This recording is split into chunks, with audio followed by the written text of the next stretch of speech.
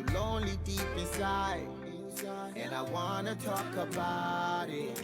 Can I trust you on my side? Cause I wanna talk about it. Can you keep a secret? Keep a secret. Can you keep a secret? No, keep a secret. Can you keep a secret? I wanna trust you. I wanna trust you.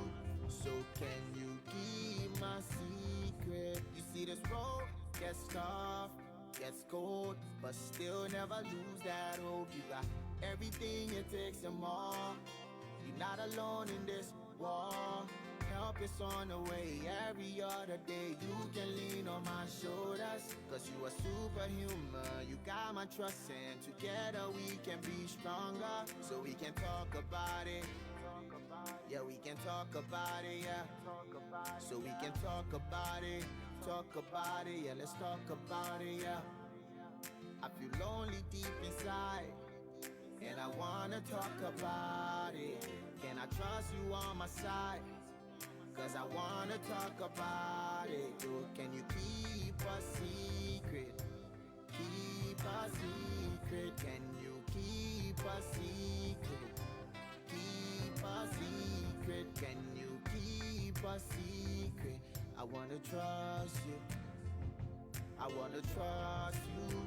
So can you keep my secret?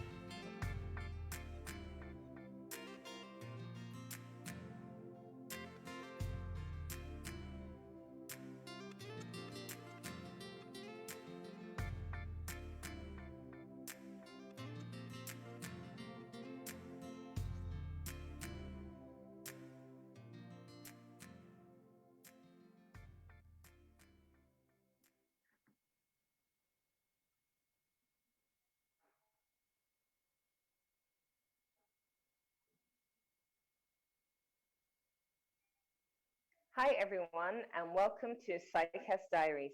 Can you keep a secret diaries? My name is Juanita Headley. I am a New York attorney and the founder and CEO of Changing Cases. You are listening to a set of discussions dealing with the issues of human trafficking, child abuse, global challenges, and of course, knowing how to respond to the question, can you keep a secret? Over the following weeks and months, I'm going to take a look at some hard-hitting topics with a view to educate, empower, and inspire you to change the way that you think, act, and respond to better safeguard the children in your world. Stay tuned until the end of this show, where I'll share with you about my new book, Can You Keep a Secret? My weekly Zoom and podcast information. Today, I'm thoroughly excited to introduce to you on the show Helen Swan. Helen, thank you so much for being here. You're welcome. Great to be with you. Thank you for being here. It's really an honor and privilege. And I know that the audience are truly going to be educated, empowered, inspired, and also edified. Now, for those of you who've seen these shows before, as you know, I usually use multiple devices. And unfortunately, a couple of days ago, my laptop got damaged when I decided to put a bottle of cream that was enclosed inside the bag, and therefore the bottle kind of exploded in the bag. And so now I don't have a working laptop. So last week I was using the laptop. This week I'm back to using the mobile phone. And as I always say every week, please show me some grace as I'm using multiple devices. Usually it's the phone and the laptop. Today it's the phone and the phone. I've got about 9, so I'm using one of my other devices. So please kindly guys show me some grace as I'll read to you Helen's bio from my second of 9 phones. Helen has been working in the field of counter-human trafficking and exploitation since 1999. Helen believes in movement building, and after witnessing of the lack of a coordinated response to human trafficking, she founded the Chab, which means joining hands in Khmer, coalition in 2005 in Cambodia, where she lived and worked for 20 years. Helen is now based in the UK, working globally. Starting with 2 staff, Trabdai now has 8 projects in both Cambodia and the UK. Helen has led Trabdai's strategic and organic growth to include the development of projects focused on movement building, system strengthening, community empowerment, and survivor restoration with the local team of 48 staff, now led by a Cambodian national director. Since Chabdai's inception, Helen has been at the forefront of facilitating collaboration and collective action amongst anti-trafficking and human rights organizations globally, as well as overseeing and leading the global vision and strategy. Helen heads up the Global Learning Community Project, which works with over 150 anti-trafficking stakeholders from more than 35 countries in order to strengthen and foster a comprehensive, connected, and competent anti-trafficking movement. Helen holds a master's degree from York St. John University in Global Leadership, Innovation, and Change. Helen, is there anything in addition you would like to add from what I've just read from your bio? Is there anything that I may have missed out? No, I don't think so. I think that you've got it all there. Thank you. You're very welcome. And of course, for those of you who maybe have just tuned in, Helen Swan is from England, hence why she has the accent, which is very similar to mine. I'm sure many of you will disagree since my accent is very confused, but just like myself, me and Helen are both from England. So what you're hearing there, it is not a Cambodian accent. It is indeed an accent from England. And I say that because they have so many viewers from all around the world, and our guests are from all around the world. Not everybody knows where the accent is from. So Helen and Miss Headley have the same accent. I just wanted to say that. So Helen, we know that you are from England, as I have said, likewise myself, but of course you've spent 20 years in Cambodia. Can you tell us what Cambodia is like for those individuals who don't even know where in the world Cambodia is? Can you tell us a little bit about the culture and the country? For sure. So, and I mean, I call Cambodia is kind of my second homeland. And so it has a very big place in my heart.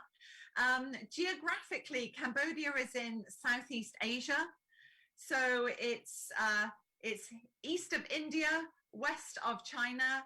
It's nestled between Thailand on one side, Vietnam on the other side, and Laos above it. And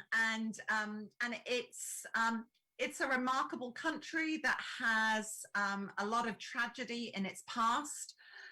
Cambodia has been known for the killing fields, which is where the Khmer Rouge took over the country back in the 70s.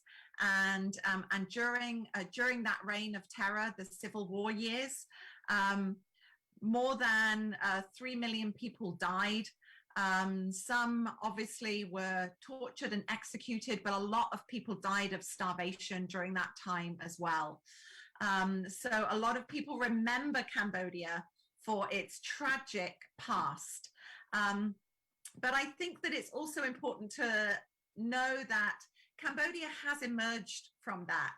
It's a nation of incredibly resilient people, kind-hearted, very innovative in so many ways. You know, in my years in Cambodia, my Cambodian team would say, oh, you know, you taught us so much. And I'm like, actually, you know what? You have taught me so much about what it is to live with very little, but actually still to have that hope, that resilience, and to see that there's a future in life. So Cambodia is very dusty, it's very hot.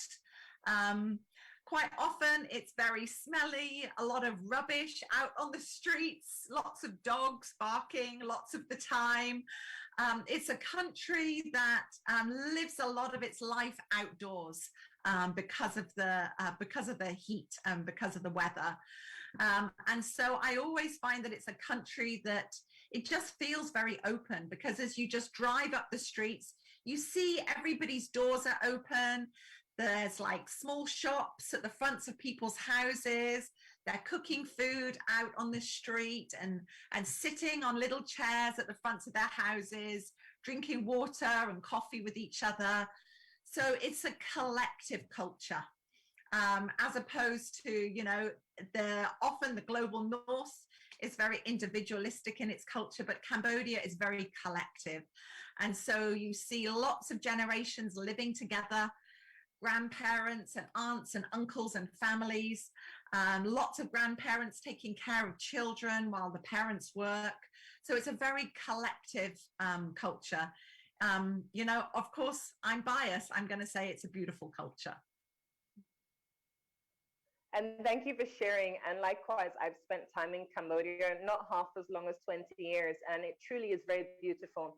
And even as you were just describing there, how it may be dirty and smelly, it makes me think about India, which for me is indeed my favorite country in the world. And in certain parts of India, it would be very dirty and smelly, particularly when you're on, let's say, public transport, and you pass a heap of trash where people sort of just throw their things.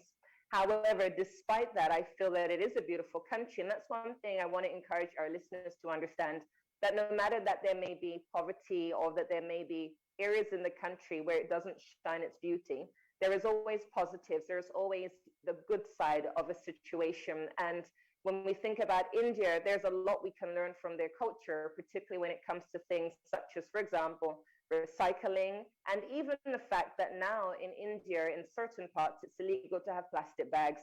And so, of course, people may listen in and they may hear and they may be put off. Well, Cambodia and India are two very different cultures, but it can be dirty and smelly in certain parts. I would encourage people, once things change and resume slightly normal, to definitely venture out, because there's so much that these two countries do offer. And even as you were just sharing there about the families and the unity that exists, it makes me think of a time when I was in Cambodia, the first time I have ever visited. And I actually was meeting an individual who is from IJM, International Justice Mission. And so when we met for the first time, I had unfortunately forgotten to get his business card. And so I did not have his contact information, which I realized after he left the coffee shop. And so I had to actually run outside and shout him, but I forgot his name. So I was running into the middle of the street with the cars bearing down on me. And then my flip-flop or my slipper, it broke. And so I chased him down the street barefoot, not remembering his name. And he gave me the business card. And I had a walk of over an hour back to my hostel, which is about $1 per night. It was really cheap. And so when I went back to the hostel, I asked them if there was anywhere I could buy super glue. And they said that I could try the shops nearby. Now, for me, the flip-flops that I owned were about maybe $5. So I didn't want to replace them by paying, for example, a huge sum of money. And I walked around to different shops, and there was a guy at a shop, and he didn't speak English, and I didn't speak the local language, but I used sign language, and he actually gave me a free pair of flip-flops. And they were secondhand, but I was so blessed. And so even as you were just talking there about the unity in the community, even for me as a foreigner, I experienced that. And I remember seeing the picture on Facebook a few months ago. And then the story came back to me, yes, the guy who gave me free flip-flops. And then on my last day in Cambodia, I was there for about 5 days. I went back to the shop and returned his flip-flops. So I know it's just a flip-flop story, but God really does provide. And despite the fact that I was foreign, I really felt like I was part of the community. I would definitely say that much. And of course, I know you've had 20 years being in Cambodia.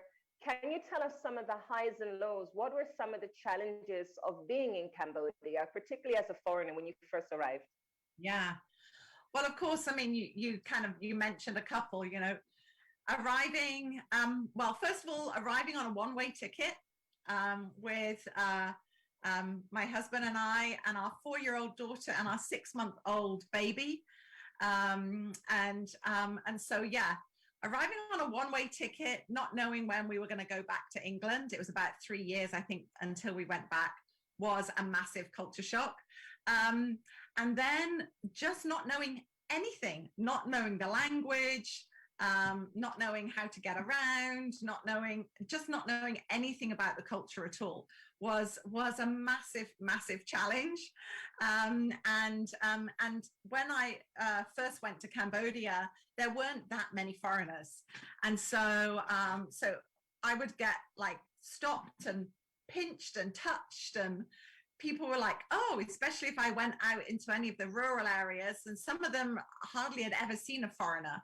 So there was a lot of attention, and that's really quite, you know, I didn't really like all of that attention. And yes, lots of the smells that you have to get used to. And in the mornings, I would go to the local market to buy my food. And the local market is, wooden benches with the fruit and vegetables, and then all the meat on. And so you have to get there early, right? Because if you wait, later on in the day, everything smells even worse, and the food is starting to go off really quickly. So going to the market and like lining up with all the Cambodian women to like buy my meat. And I was starting to learn the language then. And then that ended up being one of the things that I love about Cambodia. So then I would go to the market in the mornings. Sometimes I would have my baby on my back, sometimes not. And I would chat to the women, and they would chat, and they would pass my baby around. And that market just became my community. And so I always say that was just like a part of my home there. And my Cambodian friends would laugh at me because I could barter sometimes better than my Cambodian friends, because my language then had kind of picked up well. And so I ended up, even now, like I've been back in England 2.5 years. When I go back and I visit, they still remember me, and I still go over to like the banana seller and have a chat with her, and the woman that sells the rice, and have a chat with her. And so I just love that when you make connections there, like they go deep, and they've stayed. And so so I love that about it. And that's really amazing, because of course I've traveled the world, and when I first went to Thailand, I experienced culture shock because it was nothing like how I had perceived. And that is one of the challenges often when us Westerners go abroad and we have expectations for it to be just like our home. And I think it's really amazing and admirable that, of course, you spent 20 years there, and you did share that there were some challenges, but what's really inspiring is that you overcame them.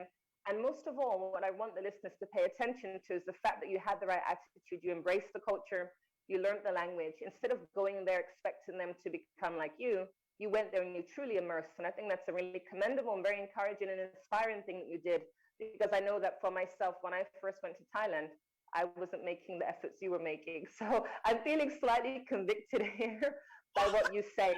But going forwards, I do intend to make more of an effort, and I have definitely been doing that. I'm learning Filipino at the moment. And when I go to different countries, I try as best I can to immerse and embrace. Now, I'll be interested to know, what first led you to Cambodia? I know that you had a faith journey, and that faith journey took you from Vietnam, Thailand, and then Cambodia. Can you share with us about that? Yeah. So I had been working in the corporate sector, and then I kind of came back to faith, really, in a very deep way. And I can remember saying to God, okay, it's all or nothing now. So okay, I'm going to pack in my job. My husband and I then went off to Bible school, and we were down there 3 years. Our daughter was born while we were down there, and in our 3rd year, we had the opportunity to decide kind of like what special track we were going to go on, whether it was like youth work or pastoral care or mission. And so we knew that God was calling us overseas. And so we said, okay, our 3rd year we'll go on, we'll do the mission track.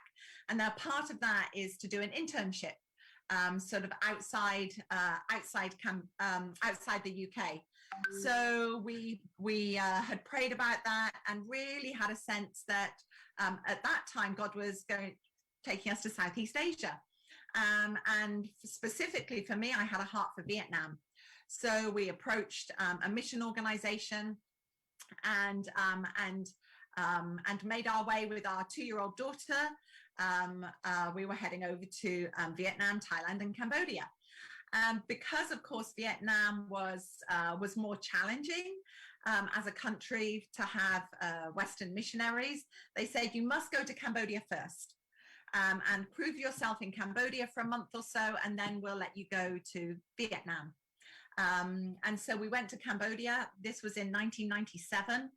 And it was probably about 3 months before the coup d'etat happened there.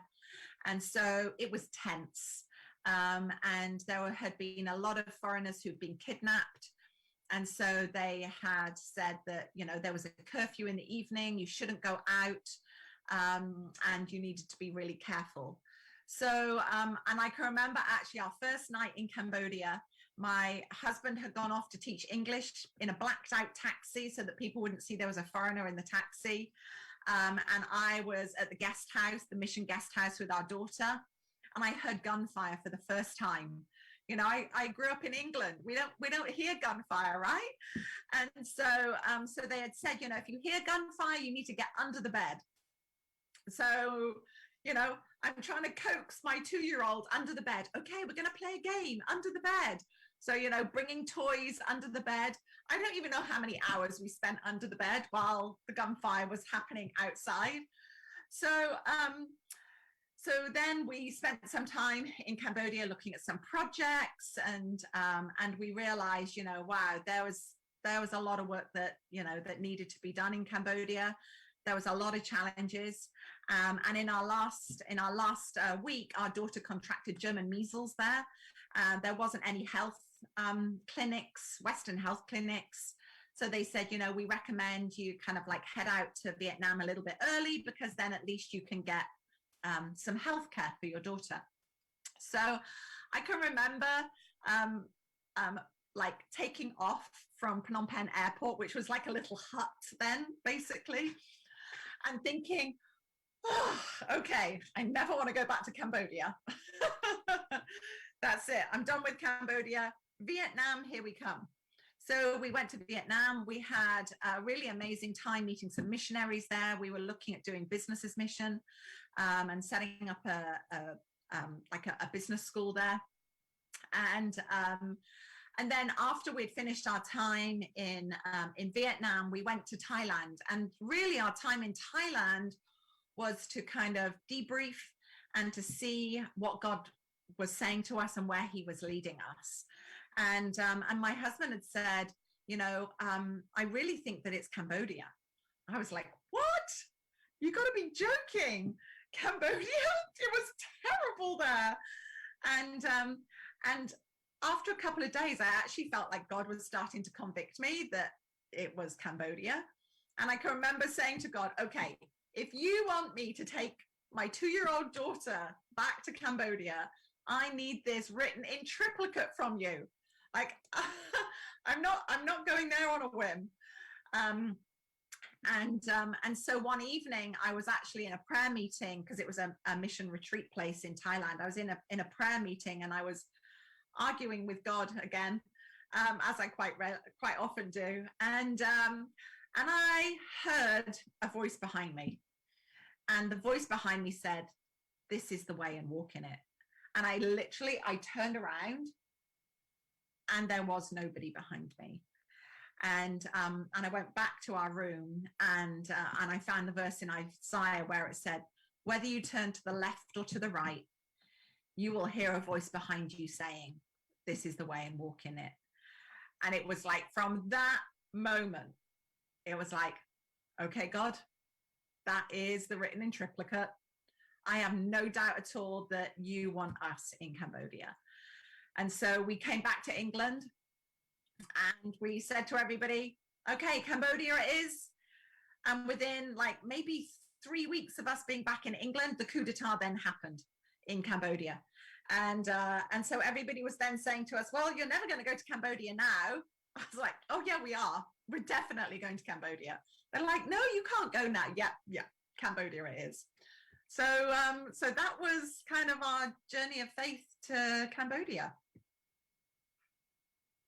That's amazing. And as you're sharing, it makes me think of my own journey. In Luke chapter 10, I very much live like the disciples. And when Jesus said to them, do not take extra sandals, gold or silver, and dust off your feet, that is exactly how I've lived. And what you're sharing there is just so inspiring, because it speaks of faith. And the scripture that came to mind is, a man makes his plans and God directs his steps. And that's what was coming to mind, that even though you maybe had your own desire, the Lord directed. And what's most important in your story is your obedience, because the Lord may say, this is the way, walk ye in it. and you may have had your own plans, but you obeyed. And I think that's very encouraging, because even if we think about the story of the guys in the fiery furnace, when they went in the furnace, that was obedience to God, and they came out completely unscathed. And even as I heard your story, I'm just amazed, because there are many people who will come into our life as wise counselors, and they will try to dissuade us from following the will of God. And they're not doing it intentionally, so to speak. I guess they're being used by the enemy. It's often coming out of a place of fear. But you went there, and as we can see today, you came out unscathed. And I think that really speaks of the fact that God's hand was upon you, and that you were definitely in his will. It's almost as though you picked up, left England, and went to the lion's den. That's almost what it's like, that the Lord kept you saved, unscathed, under the bed. And even when you were just sharing that, I've been writing a new book, and I was thinking, Under the Bed sounds like a great book title. You can steal that, Helen, because I think it'd be amazing for you to put your story pen to paper and share. You're sharing today, and we only have another hour on the show, but I am truly inspired, because what you're talking about is very much the missions life, living a life where the Lord directs, the Lord confirms in triplicate with an audible voice, and then you obey. And I think that's amazing. And I know that you've involved yourself in human trafficking work in Cambodia as part of Chab, and that started as a result of your work with street children. Can you tell us about how that came about, and how you actually became knowledgeable of the issue of human trafficking? Sure.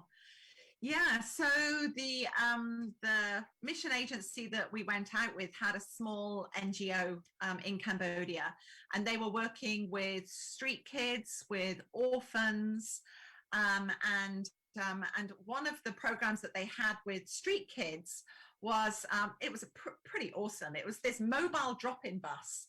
So it was an old bus that got donated, and then inside the seats were stripped out, and one bit was like a little classroom where they came in for some education, just like basic Cambodian literacy. Then one bit was like had a shower and cleaning area where they could get clean. And then another bit was like a medical bit, and then a feeding area. And so we would go on this bus, and it would kind of like drive around all the slum areas. It would start at about 5 o'clock in the morning and run through to about 8 a.m. And then it would do the same in the evening, like about 5 p.m. to about 8 p.m. And it would go to all the kind of the slum hotspots in the city. And so I'd been doing some work on the bus, and one day we went to this particular slum area where we had been, and we knew a lot of the kids, and there were hardly any kids around. And we couldn't work out where they all were, because normally, like by 5 a.m., they were all queuing up. They were all ready to get on the bus. They loved it. And so we found some adults around, and we said, can you help us understand where the kids have gone? All the kids that have been living on the streets and in the slums. And they said, yeah, we've heard that they've gone up to the border between Cambodia and Thailand. And a lot of them now are in Thailand, but we don't really know what they're doing. But lots and lots of the kids have gone. And so we said, who took them up there? And they said, there were people that came into the community. Some went with families and some went on their own. So we were really confused, because we didn't have any language. This was like the middle of 1999. We didn't really have any language around human trafficking or modern slavery. There had been hardly any research that had been done. So we said, okay, well, we need to kind of like find out, what's happened to these kids. So myself and about 4 other people on the team, we embarked on this journey up to the Thai border, and the streets of Phnom Penh and the roads of Cambodia back then in 1999 were pretty unsafe. There were a lot of landmines, still a lot of bandits on the road that would want to kidnap foreigners because they could get more money. So we ended up, it was a really interesting journey. We ended up taking an old Russian prop plane from Phnom Penh, which is the capital city, up to like this really small town called Battambang. And I kind of got on this plane, and there were chickens and stuff like in the aisle. The door to the cockpit was open. The pilot had quite probably been drinking, and so we kind of like go up, and as we take off, the whole of the inside of the cabin fills with like smoke. And I was sat next to a colleague of mine, and I was like, okay, maybe this is it. Maybe this is our time. Maybe I was only destined to come to Cambodia for a few months. We really thought it was like the end of our time, but it was fine. We landed then in this field. The farmers are chasing off the cattle, and we land in this field. And then we go in one of these old like Land Cruisers for the rest of the journey. Now, the road was so bad that we would end up in potholes that literally the truck would like disappear in and then back up the other side. And I think that part of the journey was about 17 hours. Today, that journey only takes less than 3 hours. That's the difference in these roads. And I can remember on that journey, and it was going bang, bang, bang, and saying to God, oh my gosh, like, really? If I had known that the journey was going to be like this, maybe I wouldn't have come on this research trip. Maybe I'd have just stayed home. And I really had a sense that God was saying to me, like, this is the beginning of a hard journey that I'm going to take you on. And I need you to know that you need to stay on this journey. So don't leave the journey. You need to stay on this journey. And so I had no idea of like what lay ahead. When we got to the border area, eventually, we basically saw children being traded through the border by brokers. And some of them were really tiny.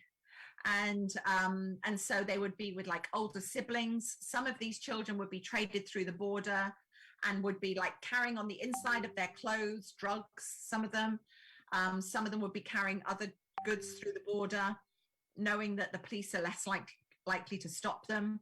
Some of them are sold through to the border, especially the ones that are really thin or have a disability. They're sold to somebody who runs like begging rings in Bangkok, because the more like sad and thin and pitiful the child looks, the more money they're going to get on the streets. So they would be sold there. And then some of them would be sold into sexual exploitation primarily in Bangkok. And so that was where the children were going. We then were working with one of the UN agencies, actually, IOM, who were bringing some of the children back who had been deported by the police. And they had set up like a transit center for these kids, which were actually the kids we ended up working with and starting a program with. But I can remember the very first child I met. And she would have been 4 years old. And she had the responsibility of her little brother, who she carried around on her hip. And he was 6 months old. And of course, that was the exact age of my daughter and my son. And so I sat down. I was only just learning the Cambodian language at the time. And I sat down with her and I asked her how old she was. And she told me she was 4 years old. And she told me her brother was 6 months old. And I asked her where her mum and dad were. And she said that they all went to Bangkok together. And then when they got to Bangkok, her mum and dad had to go and do work. And they hardly saw them. And so they stayed on the streets and they begged on the streets. And then one night they got picked up by the Thai police and they got thrown in the back of a truck along with hundreds of other kids, because they didn't want street kids littering the streets of Bangkok, because it didn't look very nice for the tourists. And then they drove them up to the Cambodian border and they just deported them. And so I said, so where is your mum and dad now? She said, I don't know. My mum and dad are in Thailand somewhere, and they're probably looking for us, and we're looking for them. And I don't know if we'll ever find them. And so that was my first interaction and the reality of the separation of those children who to my knowledge, they never found their family. And also to that mother who never found her kids again. And so it was at that point I knew that this was going to be my life's work. From what you're sharing there, I'm wondering, how did you manage to not become so emotionally attached? Because even as I think about seeing the vulnerability, seeing the poverty, seeing the exploitation firsthand, and even when you was describing the young boy who was sold into begging, and I was just picture that in my mind, so to speak, because the more impoverished he looks, the more likely he is to receive more money. And it makes me think about in India, where we actually have individuals who appear to have physical disabilities. However, the reality is some of these people in India, they are actually man-made disabilities. Somebody has disfigured them. Yes. And so it isn't from birth. And so when I think about things like that, and the reality that this is not just a developing problem, because even in Europe, there are people who come over and they are trafficked into begging. People may not realize that begging indeed can be a form of trafficking. Can you tell us, how did you manage to deal with this? I mean, I know you have huge faith. It is evident from all you say today.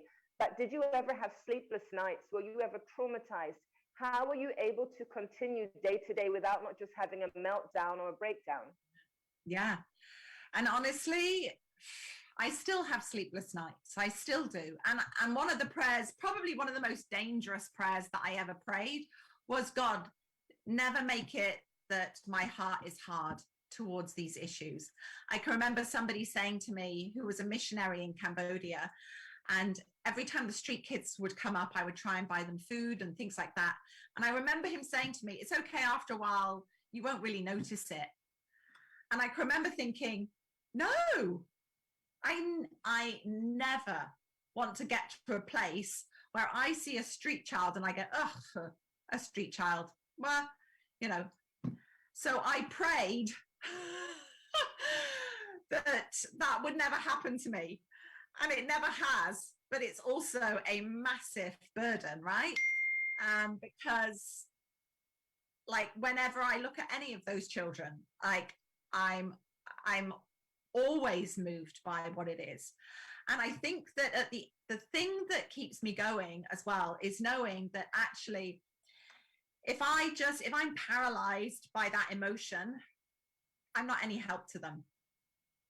I'm really only a help to them if I can work and find some practical solutions. And so the kind of the pragmatist of me kind of like emerges at that point, and I'm like, okay, how can I help them? How can I acknowledge what's happening in my heart, but how can I help them? I've actually been accused by people who've heard me speak that they say you're not very emotional, because some people, when they get and they speak about these things, they will be emotional all the time. And they said, do you not feel anything? And I said, I take that home with me. That's what I take home with me. And that's what I debrief with God and I debrief with professionals on. But I said, that's not going to help the children that we're trying to help. What's going to help them are practical solutions and ways that they can find hope and justice. So that's kind of how I respond to it. So yeah, have I come home and sobbed my eyes out in the quiet of my own home? Yes, many, many, many, many times. Have I suffered from secondary and vicarious trauma? Yes. Do I have health conditions as a result of that? Yes, I do. So, you know, there's a book called The Body Keeps the Score, and it talks about, you know, the health implications of vicarious trauma. So yes, that's right. That has happened, but nevertheless, I know that God has given me a vision, and I'm not going to give up on that. And even as you were just sharing about vision, a scripture that comes to mind is that God does not give us a spirit of fear, but of power and of a sound mind. And then another scripture that came to mind as you're sharing is that we've overcome by the blood of the Lamb and the word of our testimony. And I've heard people speak, and sometimes when they do, their voice may break and crack because of the emotion. But I feel that for you to truly get your message across, if you become so emotional that you may sometimes lose your audience. And then at the same time, even when you cry, that is not going to solve anything. As you said, it's about being practical, finding steps to make a difference. And in fact, I've been doing anti-trafficking work for close to a decade. And I recall being at a church presentation in Trinidad and sharing a story and actually crying as I shared the story. And the story was of some children in the US whose photographs were on very small kind of baseball cards. And it had the information as to the sexual activities that they were competent in performing, if I can use such a term. And when I was reading the article and then shared the story with the church, it goes into explaining that these young children were trained how to engage in oral sex with men by smothering honey on the male's genitals to train the children. And so when I shared this story at the church, I cried. And in all the years of presenting on this topic, which is now 6 years, I have only ever cried once. And when I was crying, I said to the audience, I never cry. I'm like a robot. I'm crying today. This is good. And for me, it was kind of awkward and embarrassing. And then a few days later, I had a TV interview and they were telling me about missing girls in Trinidad. And I was afraid I was going to cry and I didn't. And someone said, well, if you cry, it's good. And for me, I think crying has its place because we know the Lord sees our tears. Mm-hmm. But for me, I believe in using those tears, those emotions, my internal tears at least, to do something productive, to make a difference, which is what we're doing today on this show. And I know Chab is definitely making a difference and has. Can you tell us where the name came from? And can you share with us the work you do and some of the greatest successes of Chab? Yeah, so the name Chab in the local Cambodian language means joining hands. And it was so interesting when a number of us got around a table and I was doing some exploratory meetings for starting Chab. I was praying about it in the day before, and I was pulling together some PowerPoint presentation stuff, just kind of describing, the kind of vision that we needed for working together to address these problems in Cambodia. And I was just like looking at the internet at lots of different images. And I just saw this image of these hands joined. And I thought, you know what? That's the image that I want to portray at this meeting, because this is us joining hands together in solidarity. Because joining hands together in solidarity, we have a stronger voice, right, for advocacy. Also, joining hands together gives us support and strength to one another. It shows us that we're not on our own on this journey. However hard it is, we're not on our own. I know that I have people who are doing exactly the same work that I can call up and go, hey, it's been a bad day. Or they will call me up and go, hey, it's been a really bad day. So it's that kind of joining together to support one another. And then it's about joining with the body of Christ as well, and really like seeing that God is in the midst of all of this. So that was kind of how the joining hands words came together. And so Chab means joining hands. And so, so our vision as an organization is to see a world where communities live in dignity, harmony, and freedom. And the essence of our vision hasn't changed since the beginning, but some of the wording around our vision has.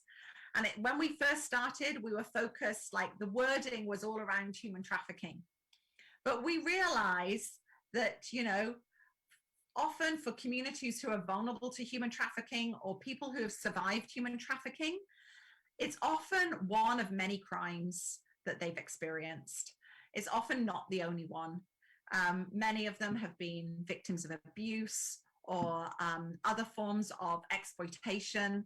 and human trafficking is one of them. And so we realized that actually this is broader. The vision is broader than just addressing human trafficking, because we want people to be able to understand the dignity that they were born with, that is something that doesn't get taken away from them, and that it doesn't get stripped from them by anybody else. The harmony piece, so many people have suffered violence, right? Their journey, either leading into trafficking or after trafficking and during trafficking. And so, you know, our vision is to see harmony where there isn't violence, and then of course freedom. And that's the ultimate release, that they're not under the control of anybody else, but they have the freedom to make choices and decisions on their own. So that's kind of the vision of what it is that we do. And as you said, you know, within our organization, we kind of focus on 4 areas. One is movement building, and people are like, what's that? So I believe in building networks and coalitions where we work together, where we coordinate our efforts, where we collaborate on ideas, and we share this journey. And so I see human trafficking and modern day slavery as a networked problem. You know, how else do you get people moved all over the world? Cambodians to China and the Middle East and South Africa, and people from Colombia to China, and people from the Philippines to the Netherlands. And how that happens? Because traffickers are networked. They have a common vision. Their common goal and their common vision is to control, make money, and wield power over others. And they may not even like each other. Like the traffickers, they don't necessarily like one another, but they have a common goal. And so they focus on that common goal. And so the only way that we can address a networked problem is with a networked solution. This is highly complex. We need diverse stakeholders at the table where we can see this problem from all of the different facets. So some people are working in prevention, and some people are working in aftercare, and some people are working in business, and some people are working on policy and law, and some people are doing counseling. And so we need everybody. Otherwise, you see a problem and you see a one-dimensional solution to it. And human trafficking is not something that is one-dimensional. So we build a lot of networks. So we've had a network since the beginning in Cambodia that we've got about 54 organizations in right now. The Cambodian government themselves say it's basically become the foundation for the success of a lot of anti-trafficking work in Cambodia over the last 17, 18 years. And it's brought together government as well as NGOs and academics and communities and others, so that we can have a coordinated response. And we've replicated that globally. So we have a global learning community of, as you said, of more than 160 people from more than 30 countries. And again, the same goal. We need a coordinated global response to a coordinated criminal network. So that's kind of a lot of the DNA of what we do. And then we know that there's other areas that are critical. Prevention is critical. And a lot of money has not gone into prevention. A lot of money goes into aftercare. Hardly any money goes into prevention. If we don't focus on prevention, we are going to be at the bottom of that proverbial cliff forever and a day, if we don't start building the fence at the top of the cliff to stop them falling over in the first place. So prevention was the first kind of direct program we started working on, so that we could help communities understand the vulnerabilities and also understand the tricks of the traffickers when they came in, right? And then we know that laws need changing and policies need changing, and not just laws need changing, but they need implementing. So we do a lot of work with the Cambodian police. The Cambodian police have made amazing progress. And so we do a lot of work on helping police implement the laws, also helping them doing things like child-friendly interviews, not just accusing children when they report a crime, but actually helping them. And then our survivor restoration program. So we work with about 200 survivors a year, Cambodians who have been trafficked or exploited both within Cambodia and outside Cambodia. And so we have a case team. If they're outside Cambodia, they work with overseas embassies to help bring them back. If they're in Cambodia, they work with the local police. We have a social work team who work with those survivors and with their families as well.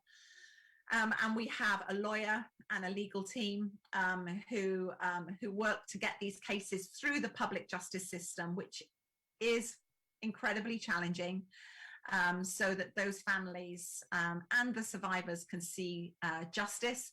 And also we work to get compensation for them as well. So that's kind of like what we do in a nutshell. Thank you for sharing. And even as you were speaking, I was thinking about in the Bible, the Lord talks about the Holy Spirit, and he's a comforter and he's an advocate. And when we pray and we don't have the words, the Holy Spirit will speak on our behalf. And as you were just sharing there, I was so amazed. I was thinking I can listen to Helen speak forever. I just see you as somebody who really is a voice piece. And we often talk about a voice for the voiceless. But as you were sharing, I was just amazed at the work God has been doing in and through you. And I was thinking, I wonder if Helen foresaw 23 plus years ago that she would be a voice piece, so passionate and eloquent, and having all of this knowledge that you're able to share so simplistically for those of us on the other side of the world to truly understand and get to grips with what is going on. And even what you shared there too about how a lot of support is going in the aftercare services, it makes me think of an analogy, I guess you could call it, which I heard from the former founder and CEO of ECOPAT USA.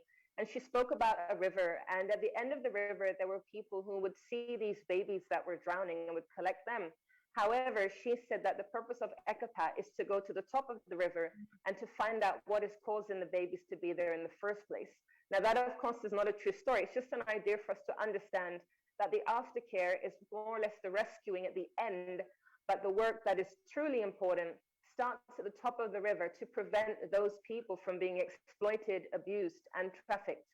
And even as you were sharing there, and you spoke about how they have unity in the human trafficking world and the need for unity when it comes to NGOs and organizations, I was thinking of something that was shared previously on this show by Dr. Pear, who said when he talks to pimps and traffickers that he addresses them as Sir and Mr.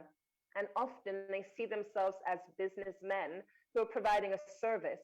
And the fact is that even if they don't like each other, as you rightly said, they will work together for it's not the better good, for the purposes of succeeding at what they're doing and to avoid detection, which is how this is one of the biggest slave industries that the world has ever known. Now, having been to Cambodia and spoken to a few people in the anti-trafficking world, I was informed that many years ago, maybe around the time that you were actually in Cambodia, that there was an issue of foreign men coming over to Cambodia to engage in sexual activity with boys. I've heard that that has since now changed. And in fact, AIM, an amazing organization, is doing great work there.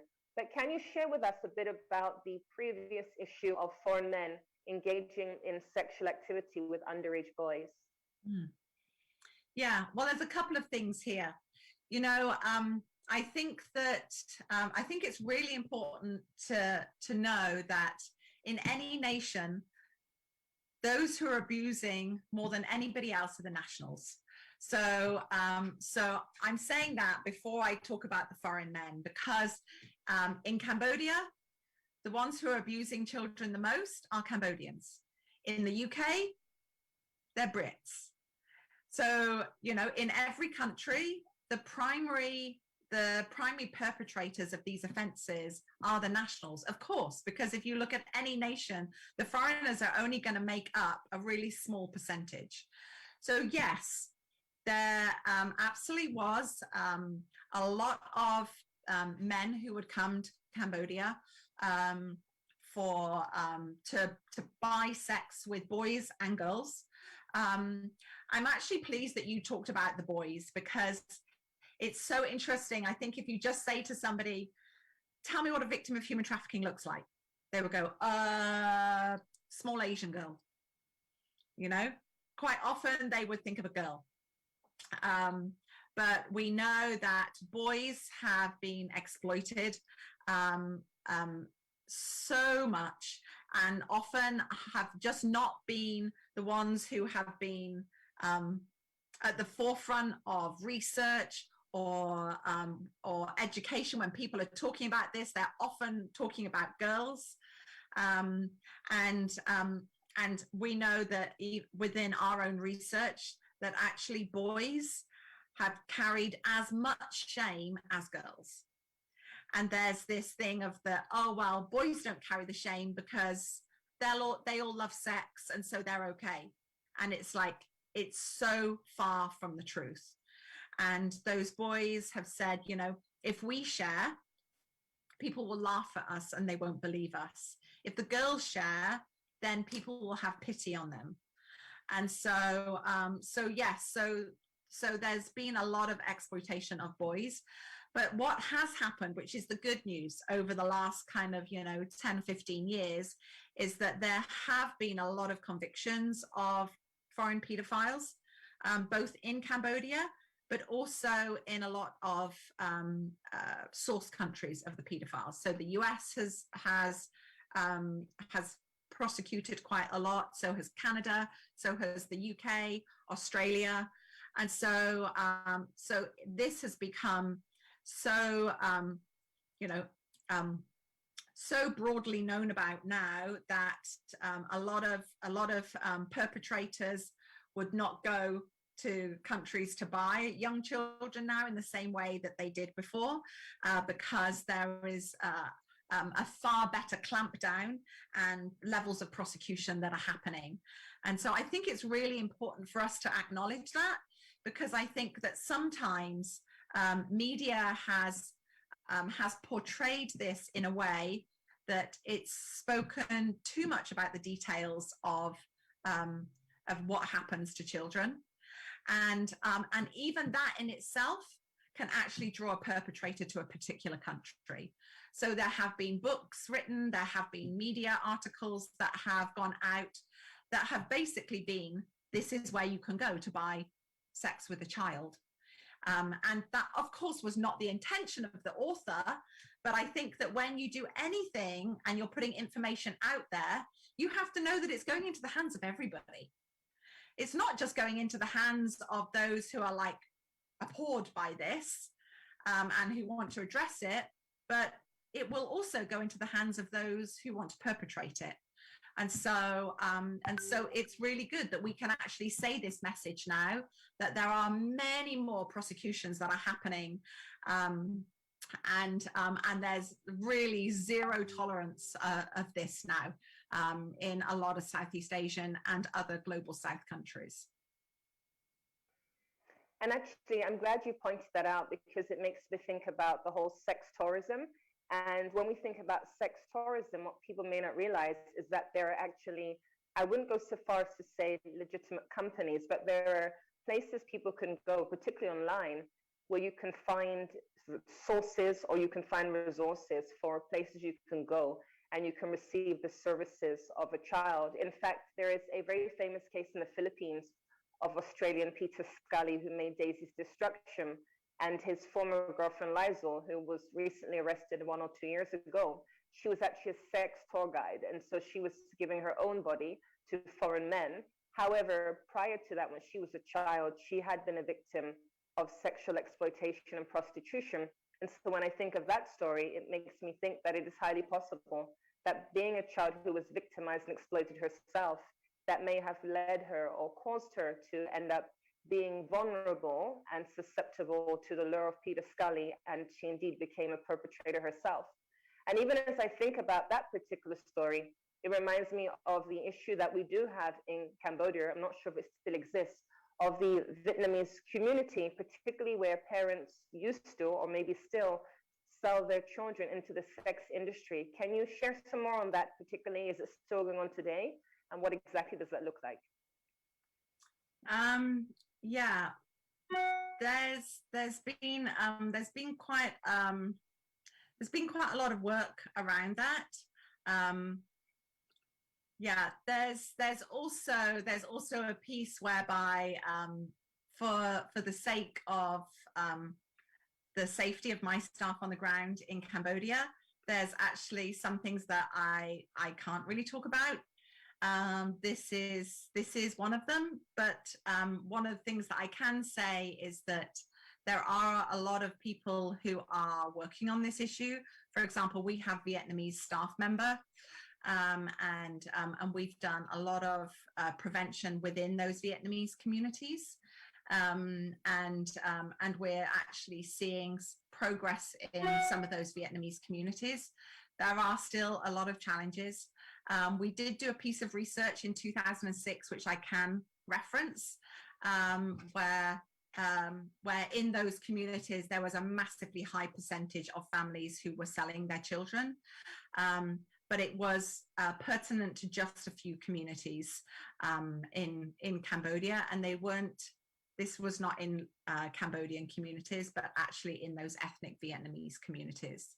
And so we did see that in the aftercare centres, there was that alerted us to the disparity of Vietnamese girls that were being exploited, because within those aftercare centres, even though the ethnic Vietnamese only make up about 5% of the population, they were actually making up about 65 to 70% of the girls in shelters. So, but yes, we are seeing some progress on both prevention and the prosecution side of those communities. Thank you for sharing. And in fact, as you said, safety is paramount. And of course, it's also about being very cautious about what one says so that things don't get misinterpreted. So I appreciate you sharing with us in the way that was best possible to do so. But of course, as you rightly said, the safety of your staff is important, particularly in this work against human trafficking. Can you share with us what highly vocational trauma is, and what are some of the hazards of the work that you yourself and your team do in Chab? Yeah, so vicarious trauma is very common for among workers who are listening to stories a lot of the time on horrific, heart-wrenching stories around trafficking or exploitation or abuse. It's something that a lot of frontline workers, social workers will get, but quite often police will suffer from this as well, especially those who have to dig into horrific evidence in order to kind of prosecute perpetrators. And it can come up in many different ways. Vicarious trauma looks different for everybody. So for some people, it starts with unable to sleep, being very emotionally high and low, having horrific dreams. And sometimes really awful, sordid dreams as well from the stories that you listen to a lot of the time. It can result in anxiety disorders, depression, and a lot of physical ailments. And so I can say, both from myself, but also from people that I've worked with who have suffered from physical conditions. It could be stomach conditions, it could be, mine is a neurological condition, it could be all sorts of other conditions that come from our body's response to just dealing with somebody else's trauma. And sometimes when you're dealing with somebody else's trauma, you kind of almost feel this strange sense of guilt that it's happened to them, it hasn't happened to you, but nevertheless you're hearing all of the information. And so So yeah, it does impact many frontline workers. For us as an organization, we are very deliberate about putting our staff through debriefing, counseling with therapists, group counseling, as well as, you know, we budget to have our staff go out on retreat days as teams, where they can just go and share with each other and eat and have fun. Sometimes they'll pray together. So it's really important. Staff care. I think at the beginning of addressing issues of trafficking was really not considered even budget worthy.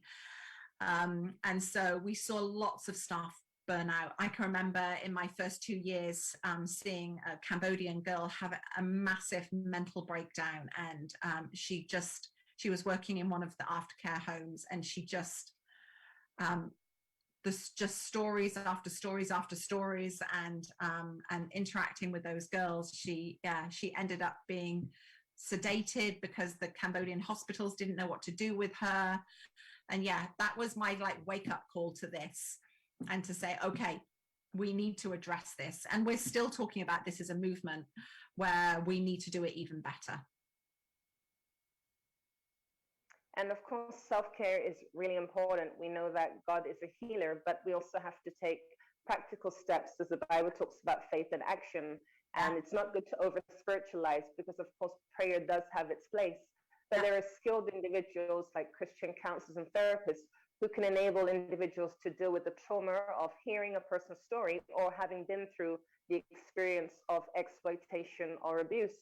Now, I know that your faith really speaks a lot about why you did what you did, why you were in Cambodia, and why you were obedient, because you have faith and the Lord spoke to you and you obeyed. But what were some of the challenges that you experienced in your faith walk in Cambodia?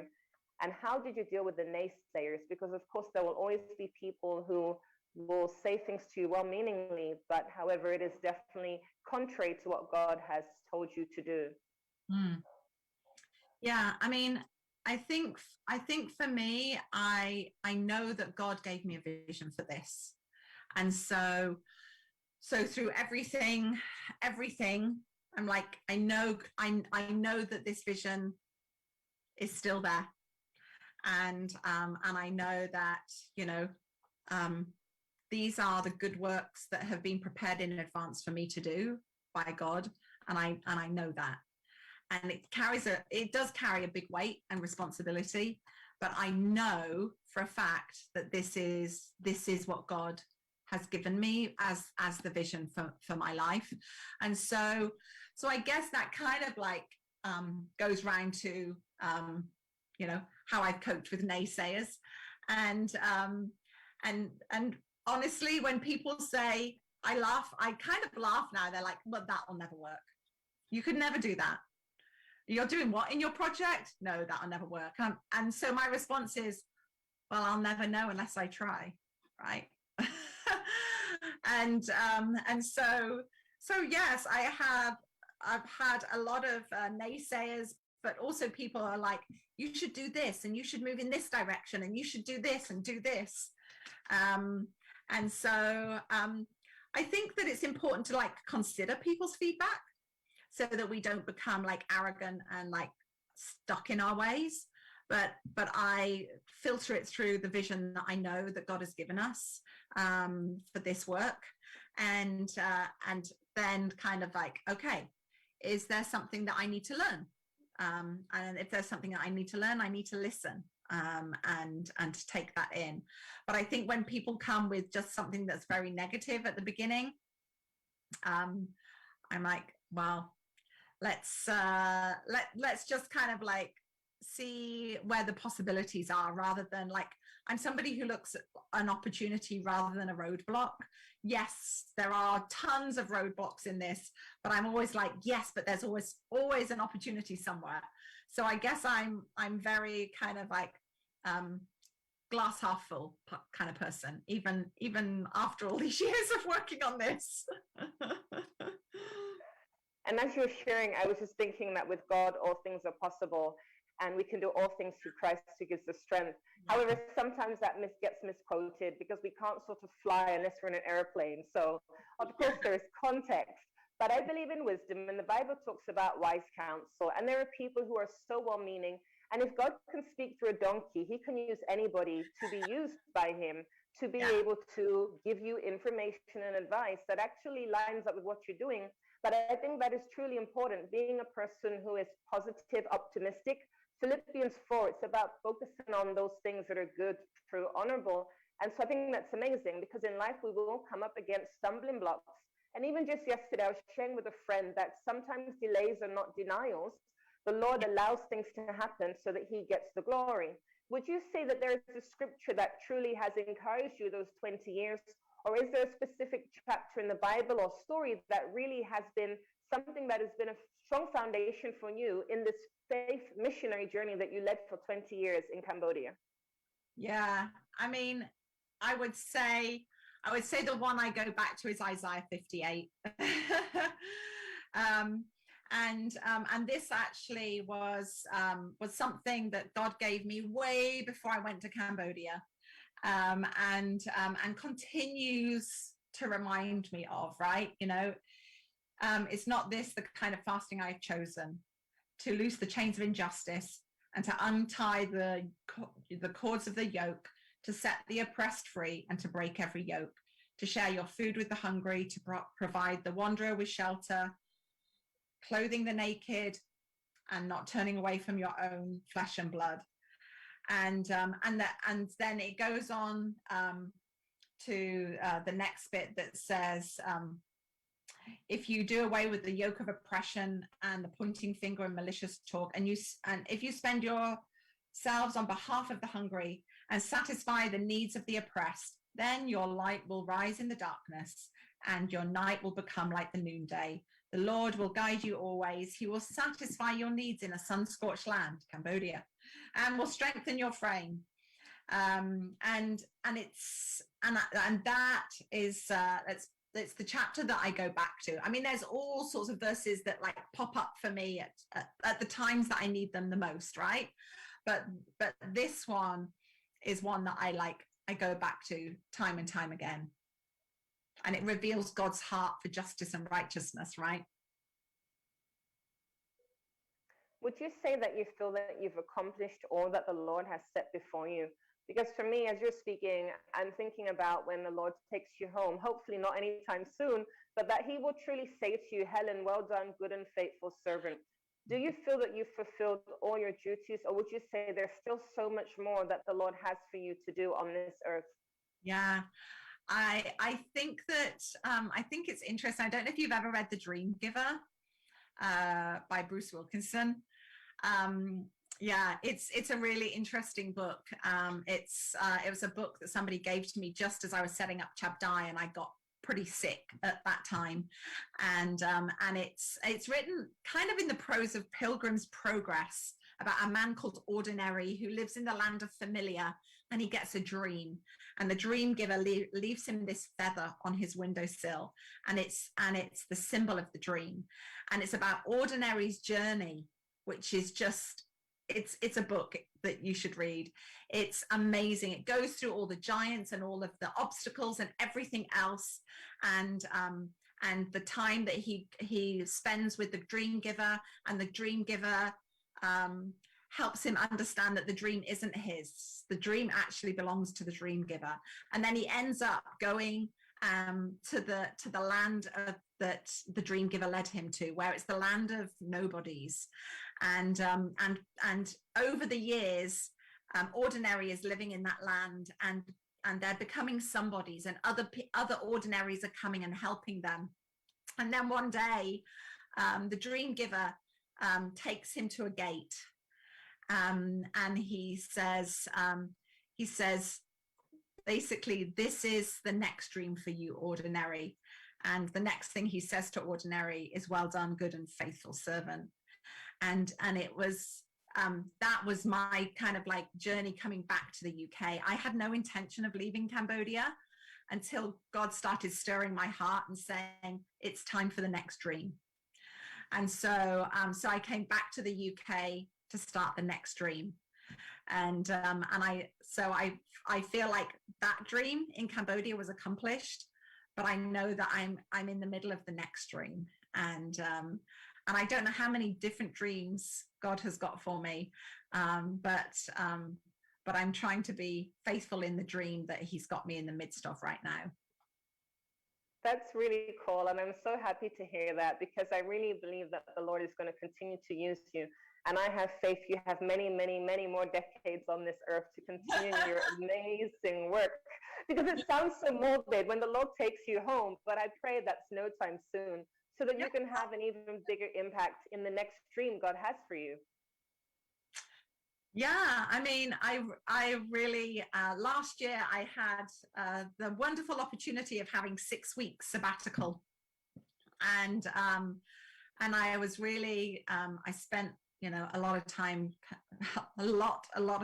praying and journaling and reading and journaling, and I really had a sense of God giving me the next dream for the global learning community, which is what I'm working on now, and it's really seeing how grassroots organizations, the impact that they have around the world for bringing justice and healing, is something that is this next piece of this next dream. And I'm always grateful to God that I don't really know what He's taking me into. And I'm grateful that when I started this dream in Cambodia, that I didn't really know what God was taking me into, because I think I would have ran the other way. So I'm kind of like taking it one step at a time and seeing what doors God is going to open. But I know that He's got a place for me in this global movement right now. And as you're just sharing that, I'm thinking about the story of Joseph, and the Lord gave him dreams. And of course, the Lord didn't tell him everything, because then it would have been a nightmare. And so the Lord only gives us as much as we need to know. And he travels on the journey, like that poem I'm sure you know about, the footsteps in the sand, where the lady is walking and she asks Jesus, why is there only one set of footprints? And he said, I was holding you. And so even that 17-hour journey that you made reference to, that is now 3 hours, but before it was in and out of potholes, the Lord was right with you in those 17 hours, as I'm sure you know full well, because I know that in our own strength, we are not able to go through these difficulties and challenges and health issues and hearing shots outside of the window. But with God, you were able to do that. And yes, although there were times of challenge, as you said, you have come back by the grace of God unscathed. Now, if there was something that you could do right now, but for finances or because of resources you're unable to, what is the one thing that you wish you could do currently but are unable to? What I wish I could do right now is to help bring exploited migrant workers and trafficked people from the Middle East back to their home countries. It's a part of the world that God has given me a bigger and bigger heart for, and it's a part of the world where it's a place where a lot of people who are exploited and abused in so many ways end up in, and not a lot come out unscathed. And so yeah, that would be my prayer. I know that a lot of, even during these COVID times, I know a lot of people from East Africa have committed suicide while they've been in the Middle East because they've lost their jobs, they're stuck in the kafala system and they can't get home. So that would probably be the one thing that I would like to see change right now. Thank you, and I appreciate that. And I'm amazed by your response, because some people say things like, oh, I wish I could go to a restaurant or something. But even as you shared there, your heart, I'm just thinking that Helen is a 5-talent Christian. That's what I'm thinking right there. Because even as you speak, I hear the sincerity, the passion. And I really have been moved by all that you've shared. I mean, we have a few minutes left, but I'm like, wow, if only we had an extra hour just to really give honor where honor is due, which is all to God, because He's the reason we're here. Absolutely. And He's using us in our industry, in our ministry. And the talents that you have, it's because the Lord shaped and formed you for those, even in your previous work in the UK. Nothing is by accident or coincidence.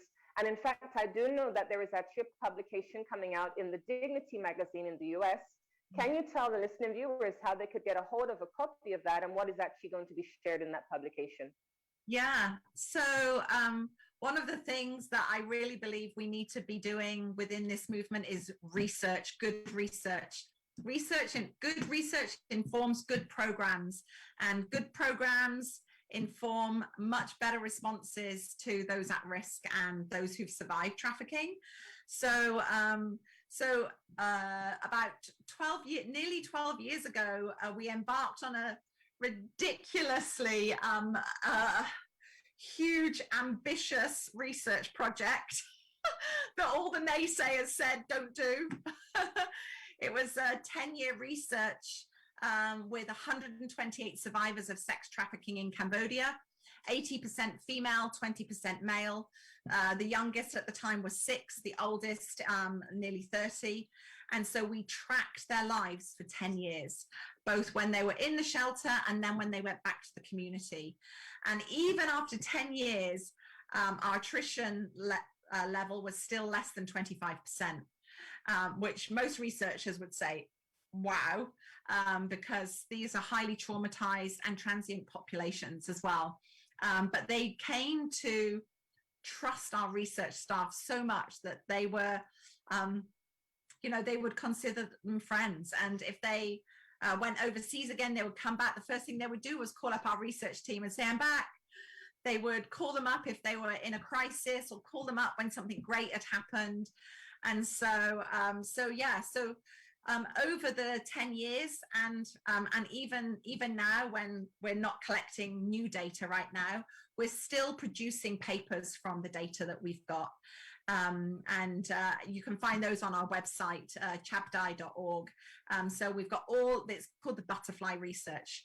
So we've got tons and tons of research on there so that we can truly learn what happens in the life of survivors.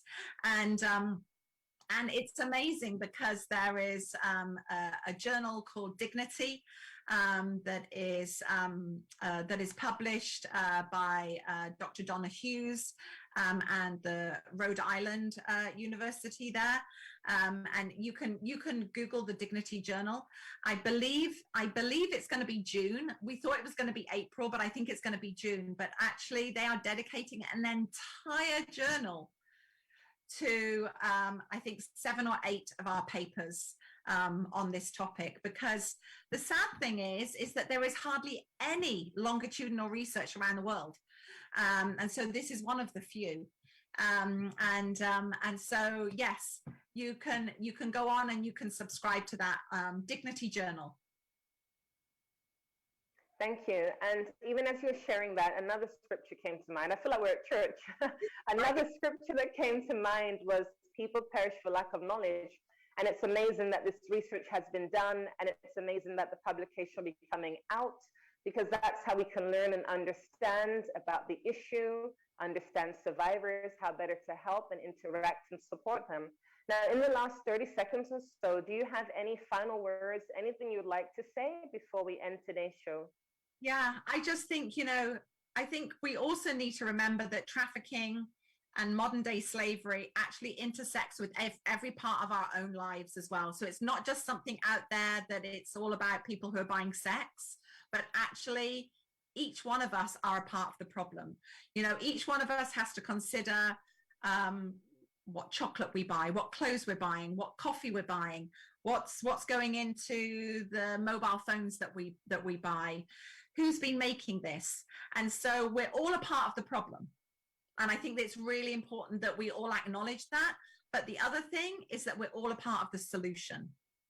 And so in doing so, in being diligent about what we purchase, there's so many things out there. There's ethical fashion guides out there, where Baptist World Aid in Australia, they went and they looked at tons and tons of garment companies and fashion companies, and they rated them. They looked at their supply chains and slavery, and they rated them. There's an Easter chocolate and egg one that's just been brought out as well. That's also rated tons and tons of the chocolate companies. And so there's a lot of things that we can look at online now. There's slave-free chocolate, there's tons, so that we can make a difference. And we may pay more for our chocolate and more for our clothes. And if we go into a shop and there's a t-shirt for £1 or a t-shirt for $1, there's a reason for that. There's going to be slavery in the supply chains. So I think that it's about the decisions that we make as consumers every minute of our day that also informs what we do. Even if you're buying on Amazon, go to smile.amazon and select a charity. Obviously select Chab, but select any other charity. And then every time you purchase something, you also are helping a charity. So there are many ways. So we're all a part of the problem, and we can all be part of the solution. And I was just thinking, and this is not a scripture, but I was thinking, Gandhi, be the change you want to see. Yes. And of course, when we find products that are incredibly cheap, you've got to question why. And when we're in the West, we're often more financially able to spend a little bit more on those items. So I completely encourage people to actually be more conscious of the decisions they make, whether it's chocolate, coffee, or items of clothing. I really want to thank you today, Helen, for being here. I really am amazed and inspired and edified and empowered by all you had to share. I see you as a 5-talent woman, 5 talent. And I think you have so much more to do with all those dreams, plural, that the Lord has in store for you. So I really want to thank you. I pray God will give you many more years on this earth. I pray we'll meet again, Lord willing, yes, on earth, but most definitely I pray we'll meet together in heaven. But I want to thank you so much. It's been amazing, and I really pray the audience have been as blessed as I have. So thank you, Helen. Thank you so much for having me on. You're welcome. Thank you so much to our audience for tuning in to SciCast Diaries. I trust the information has been useful to you. I believe that we all need knowledge and education to better safeguard the children in our world. For you to get a copy of my new book, Can You Keep a Secret, or to find out about my Zooms or my podcasts, you can contact me via my website, changingcases.org. That's changingcases.org. Please tune in next week for another episode of Can You Keep a Secret Diaries. Knowledge is power, education is liberation. God bless you all, and see you again same time next week.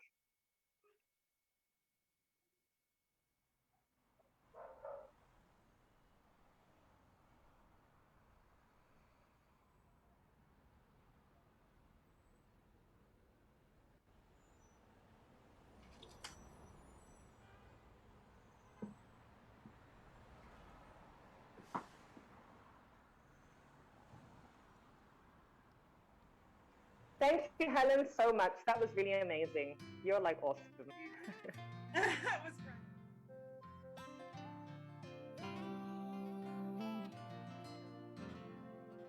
I feel lonely deep inside, and I wanna talk about it. Can I trust you on my side? Cause I wanna talk about it. Dude, can you keep a secret? Keep a secret. Can you keep a secret? No, keep a secret. Can you keep a secret? I wanna trust you. I wanna trust you. So can you keep my secret? You see this road gets tough, gets cold, but still never lose that hope. You got everything it takes and more.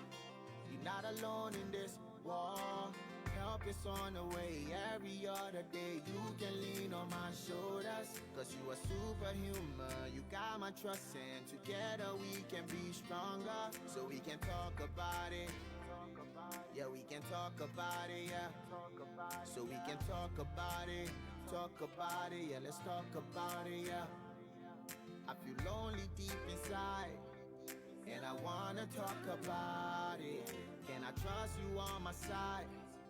Cause I wanna talk about it. Yo, can you keep a secret? Keep a secret. Can you keep a secret? Keep a secret. Can you keep a secret? I wanna trust you. I wanna trust you.